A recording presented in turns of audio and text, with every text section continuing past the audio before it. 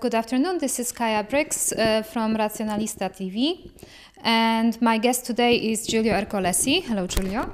Hi, Kaja. Giulio is the president of the European Humanist Federation, and he is also an Italian. And we are here to discuss the current situation in Italy, the political situation.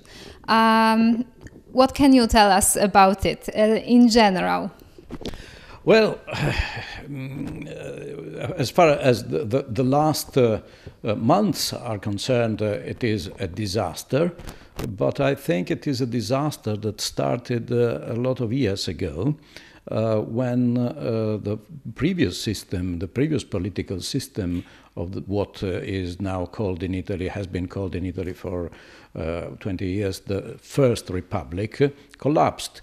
I don't think you could talk of a first or a second or now perhaps a third republic simply because the political system has changed. But it has changed, the political system has changed dramatically because the previous system that we had, mostly based upon proportional representation, was considered very unstable from outside, but actually allowed no renewal of the political majority because, as you know, the main party at the time, the main opposition party, was the Communist Party. And although the Italian communists were definitely grown very different from the totalitarian model that was the one that you experimented in this country, and were even more sophisticated and much less frightening than their counterparts in other Western European countries. Nevertheless, they were a communist party, and as such, no one thought that they could become really an alternative to the Christian Democrats.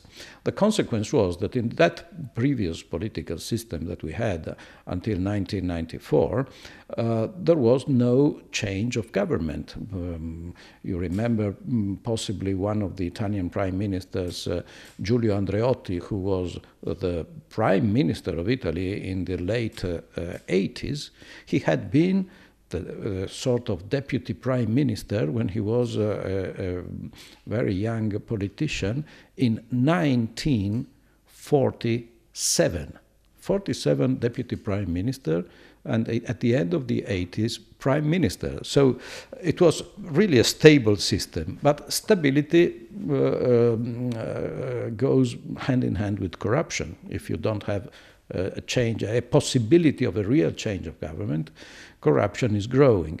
Of course, the entire establishment of the Western world wanted Italy to remain stable that way, rather than running the risk of becoming that sort of left wing that a party that still called itself communist would entail. You know, it would have been, in practice, in the last years, the Italian communists were more or less a social democratic party, but who knows what they would have done in case of an international crisis. And so no change of government, no change of the real change in the government, corruption growing and growing. Yes, well, actually, so the politics always need fresh blood. I mean, it's kind of a proverb, and I think that Italy, unfortunately, has become even a symbol of corruption for most of the European countries because of that. But what happened in 1994? In 1994, the system collapsed because there was no longer the need of keeping whatever anti-communist government in power, simply because on the other side you had the communists. The communists were no longer communists, but most of all, it appeared that a communist threat no longer existed on a geopolitical situation. And so the system collapsed. There were these anti-corruption trials that involved almost the entire political class of the time, with very, very few exceptions. And as a result, there were the first hints of what we call now the populist wave.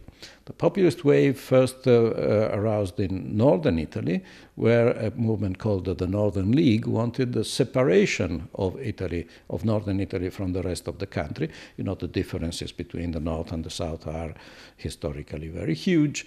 Nevertheless, it would have been a crazy thing to make such a move. Interestingly enough, at the beginning, the Northern League wanted the separation from the rest of the country because they said, we are Europeans and we don't want to be separated from our natural market, which is Bavaria, Germany, and so on. So if you think of how things have changed, but they still were a very communitarian party. They were linked to their electoral feud and so on. Everybody was quite worried because for economic reasons, for geopolitical reasons and so on, something else would have been needed, and this something else could not be, of course, a party that was communist until the week before. And in this mess, unfortunately for us, the result was that a man who was probably the outcome of this sort of general corruption of the political system, but who was not a politician, had not been a politician until then, came out and with the strength of his media empire became one of the front runner of the Italian politics, and he was Silvio Berlusconi that made this incredible bet and won the bet in 1994. So since then he was one of the leading forces of the Italian political system in competition with a center-left that was not just the offspring of the Communist Party, although those who had been electors and in part politicians in the Communist Party recycled themselves in a new big party. It was the Democratic Party, with various denominations throughout the years, that melted together some of the former communists, the most moderate of them at least, who had recycled themselves as social democrats, and a part of the Christian Democrats that were the main party of the other side, both with very little interest in secularization, in civil rights linked to that, so that since the big gains that we made on that field in the 70s and the early 80s, with the divorce struggle, the abortion struggle, and so on, we had to wait until 3 years ago just to have a rather moderate law on the recognition of gay couples and a very, very first step for end-of-life regulations concerning the legal validity of living wills. But apart from that, for some years we had this strange situation when you fight corruption by electing Berlusconi, who had been one of the elements of the previous regime, not from the side of the corrupted, but on the side of the corruptors.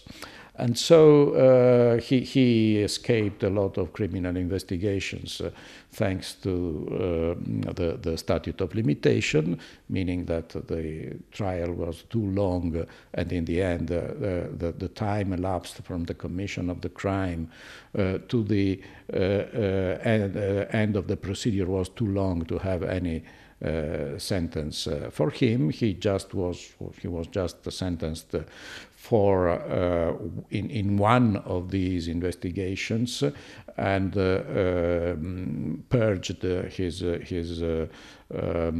sentence, not going to jail, because it's very difficult indeed to go to jail if you are very old in Italy with the present regulations. And he worked for the social services for some time.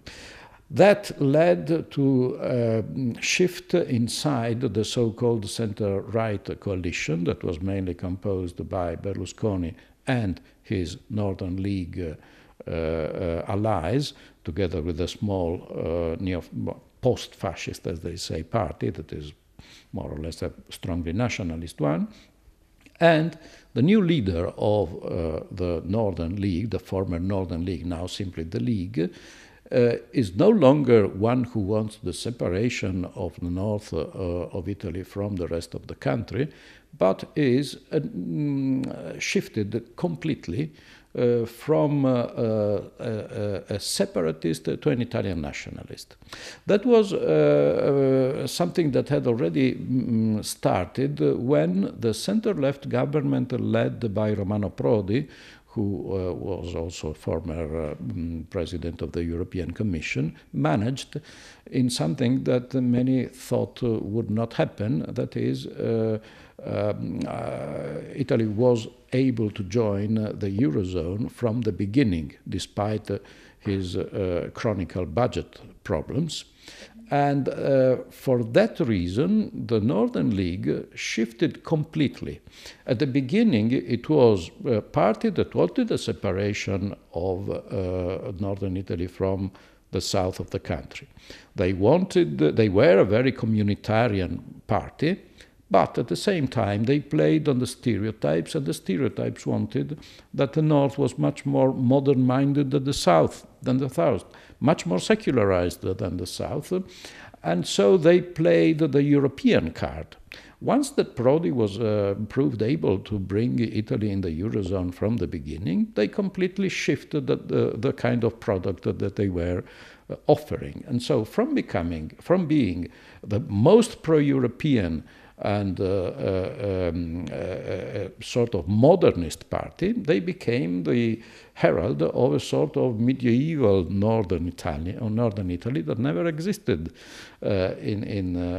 previously and was never represented in politics. And also from the point of view of its approach to secularist issue, they completely shifted. In the first period, they even had a gay movement of the Northern League, and immediately after Italy joined the Eurozone, and so the brand was no longer meant to be a modernizing pro-European one, but an archaic pro-traditional one.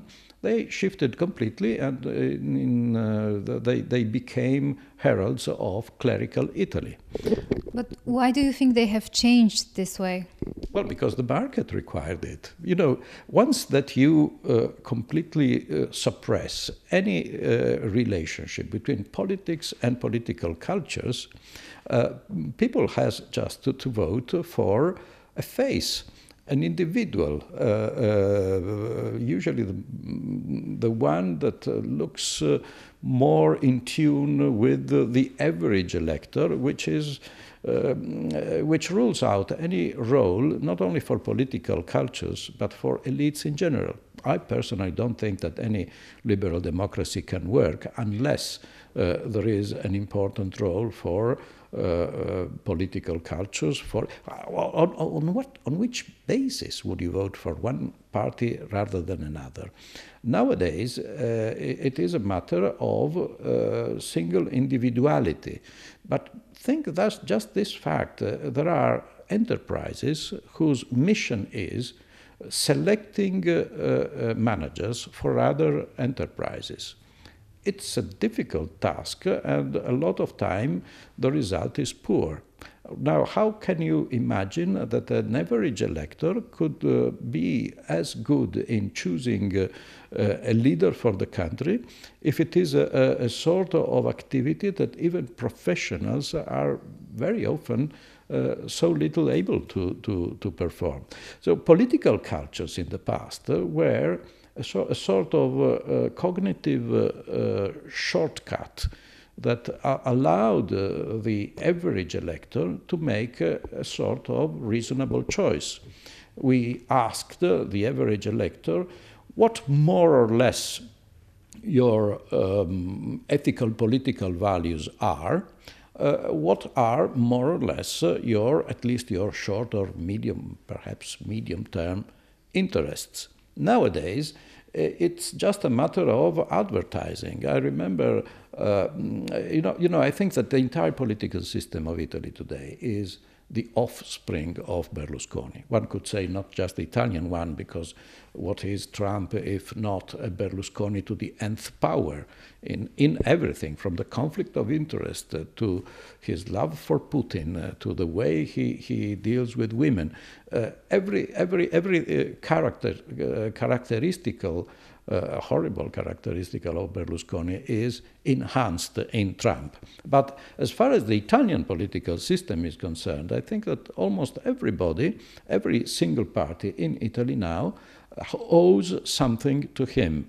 He was the one who broke all the taboos that were established immediately after the end of World War II in order to protect the newborn Italian liberal democracy. And it worked, because despite having the biggest communist party in Western Europe, despite having, at least at the beginning, a lot of people that still had some nostalgia for the fascist regime, Italy was able to become a rather stable democracy. For governments were not stable, but the institutions were quite stable for 40 years. Could you elaborate a little on that? Like, what kind of taboos did he break? Any example?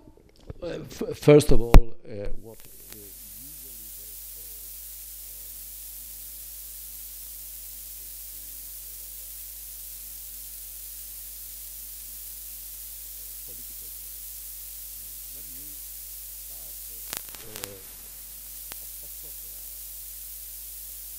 this area.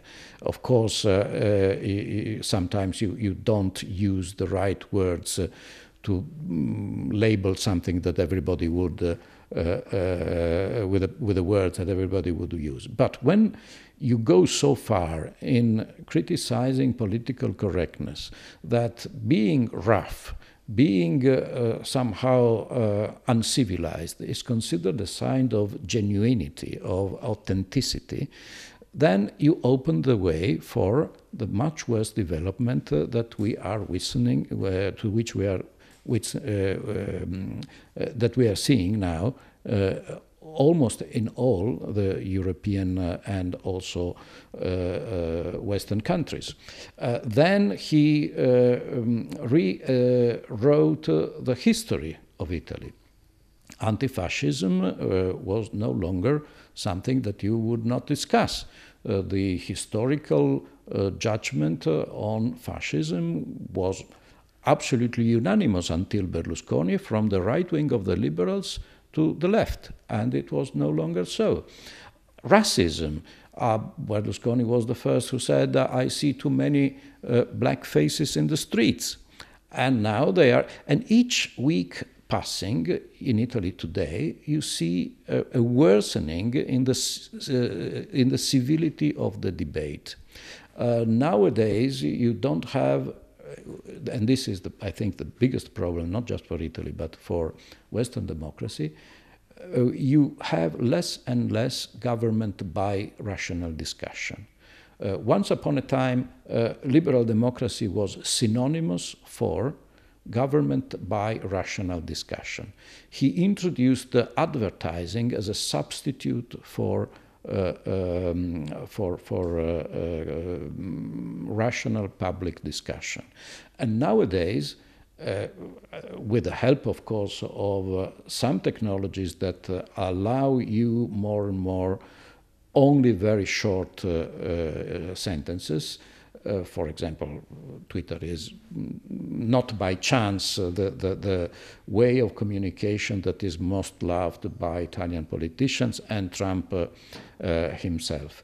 This has cut off the mediation of any professional media journalist that could have made uncomfortable questions. Could put uncomfortable questions.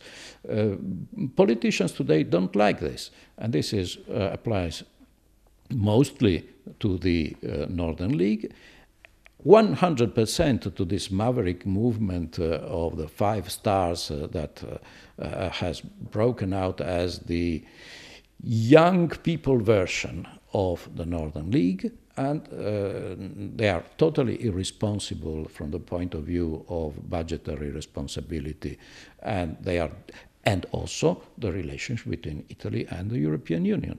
Italy was the most pro-European country of the European Union before Berlusconi. Berlusconi was the first one who broke this more or less unanimous position that we historically had, and opened the way for the openly anti-European positions that are not only now the core of the business of this maverick coalition that we have in Italy today, but it also contaminated the other parties. For example, the former Secretary General of the Democratic Party, Matteo Renzi, was the first one who said, if these are the conditions, keep your currency, and left us our values. Which values? Which are the values of the Italian political civilization that are distinct and different from those of the European Union? No one knows. But this sort of language, this sort of political speech, to which Berlusconi opened the doors, is now the mainstream political speech in Italian politics. And frankly, I see very, very few forces that are joining to try to combat this. Thank you very much for giving us this brief description of the situation in Italy now and how it came to be. Well, we can only hope that it will change for better and people will start choosing politicians who actually have something to offer. But I'm not very optimistic in this regards. Neither am I. You know why? Because when such a system of discussing politics is established, you would need a catastrophe in order to really change the mind of millions of people. I'm not advocating a catastrophe, neither for Italy nor for all the other countries where this sort of populist plague is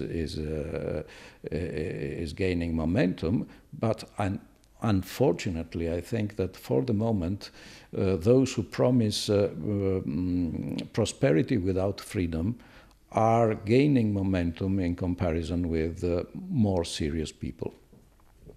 Well, let's see what happens in the future. Thank you very much. Thank you.